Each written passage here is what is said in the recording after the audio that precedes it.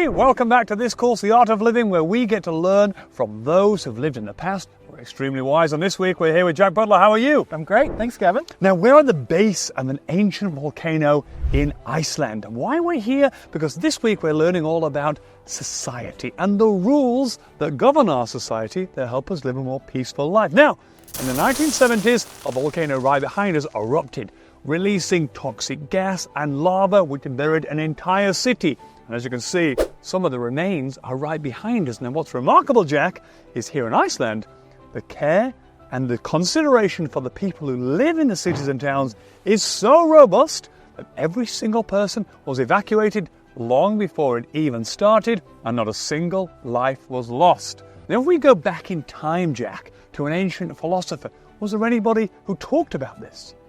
I think a really good example of thinking about society and how it uses rules to benefit everyone is Immanuel Kant. So he lived in the late 18th century, and he was known for going on these brisk walks around his city. So he would walk fast around Königsberg, and he would ask himself questions. How does this society glue itself together? Are there rules that apply to me that don't apply to other people? Are there rules that apply equally to everyone? And do they help the society stick together? He called this idea the categorical imperative. Wow. So what did he do with this knowledge? Did he share it with other people? Yeah, so Kant wanted to test his idea of the categorical imperative. So one day he went to a school and he told the children about rules. Of course, students know rules. There's rules in a classroom. But he asked the students to create their own rules. And in thinking about those rules, he set some boundaries for them. He said, I want you to think about rules through a game called Rules for All. And in his game, the students had to come up with a set of rules in which everyone would have the same rules applied to them. So you couldn't set a rule that says Gavin gets free Coke from the canteen. You had to set a rule that applied equally to everyone. And that made students think, okay, if I want nice things to happen to me, I'll have to set a rule that nice things will happen to everyone. And what happened in the room when he asked them make your own rules and they came up with their set of rules that were going to govern their classroom? What were the results? The results were that students became more empathetic and more engaged with one another. They understood through this rule for all that they needed to think not about themselves first, but about how other people in the group should be treated. Wow, a development of empathy, compassion, care, consideration, amazing skills to have.